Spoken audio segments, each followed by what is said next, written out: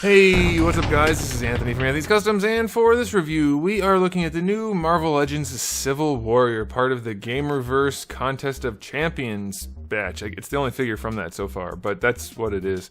Unless there's one from in the Ursa Major, I don't think there is. I didn't check. Anyway, it's the first of the Contest of Champions figures, and it's using a lot of reused parts, as in all of them. I believe they're all reused. Maybe the torso's different, but I'm pretty sure it's the same one as the Hydra Captain America, whatever you call it. Iron Man Captain Hydra, whatever. Maybe not, because the chest, I don't remember. I think it's the same. Either way, this is a pretty cool figure. There's a lot of stuff that's really good about it. And there's a few things that could probably be a little bit better. We're going to talk about all of it. So let's go ahead and get him off the stand and take a closer look. This guy stands just about 6 3/4 inches tall, which makes him pretty close to 17 centimeters. Before we get into the rest of the review, let's go ahead and do a quick question of the day. Are you guys fans of these Gamerverse figures, or would you rather they just stick to the movies and comics?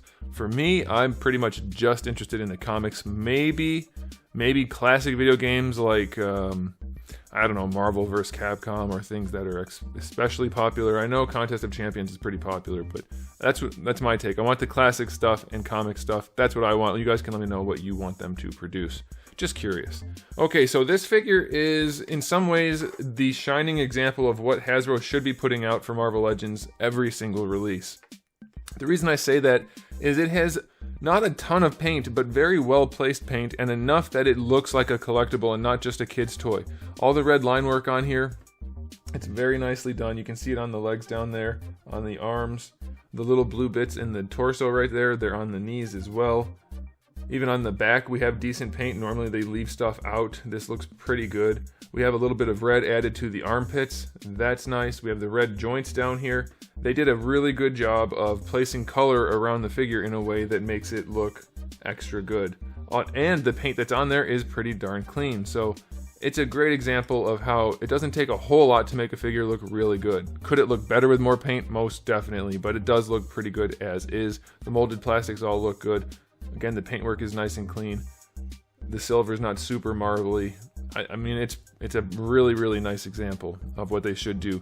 The only downside that there really is, as far as the aesthetics, I've talked about this mold before and how good it is, and that the thighs have a little bit of meat to them, and that is a good thing for sure. But we do still lack a little bit of length in the thigh compared to the calf. Or lower leg. He has very long lower legs and not that long thighs, and that's just not the way it's meant to look. Not a huge deal on this guy, but having the big knee pads also makes the legs look even longer. So he does kind of have weird proportions there. And then the shoulders, even though he's got broader shoulders, they're very small shoulders, and it gives him kind of a long neck, skinny, tiny shoulder look. When in reality, he's supposed to look like he's got super big shoulders, a shorter neck, like a very heroic comic book-esque build, if you will. And the figure having those tiny shoulders just doesn't really do it. I would also like to point out that the star is white on there, and on here, well, the star is white on here, and then the lights are like a bluish white. On here, they made the lights very blue, and the star also. I think a white star would really pop. But yeah, the tiny shoulders definitely detracts from the look of this figure. It's almost got the same syndrome as the I don't know which one it was. One of the earlier movie Spider-Mans, the Tom Holland Spider-Man, he had very low and small shoulders, and that threw it off a lot. And that's kind of happening here. Bigger shoulders would have helped. But it's still a really, really sharp looking figure with a nice sculpt overall. So I'm going to give this an 8 out of 10 for the aesthetic. The paint job's really nice, but the leg proportions and the shoulders throw it off quite a bit. Still a cool looking figure, and if that kind of thing doesn't bother you, you won't be bothered by much at all on this. Alright, as far as accessories go, we just have the shield, which is exceptional. It's very well done. We have shading in the arc reactor part, and then we have the little scratches all around, and that's pretty cool. The red is a good red, the silver is a good silver. On the inside, we have all kinds of detail that isn't painted or anything, and we still have the old clip that just really blows. It sticks the shield way off the hand, and you can't even use the peg to put it on his back, so that kind of sucks. But still, it's a nice looking shield, so 5 out of 10. No fists or anything, just the shield and gripping hands. So nothing for him to grip, and nothing for him to punch with, and so 5 out of 10 for accessories.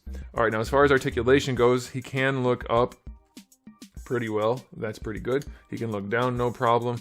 He can rotate side to side, and he is on a ball peg, so you can get a little bit of attitude, but not too much. For the shoulders, horizontal, Full rotation, bicep swivel is fine. Double jointed elbow works nicely. Wrists have a swivel and a hinge, and since they are gripping hands, it is the wrong hinge for most applications. It should be a vertical hinge.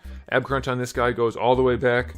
It's very ugly, it's very flat, and the ab part sticks out quite a bit from the torso when you do it, and that looks a little bit weird, but given that he's all robotic looking at the top, that's fine. Not painted at the top though. You'll see there is one extra light thingy in there, not painted. That kind of sucks. Ab crunch going forward doesn't really go forward. Also, it's very floppy, but it also can't go any farther forward than that. So it's kind of a weird ab crunch. Not great. Waist twist is a waist twist.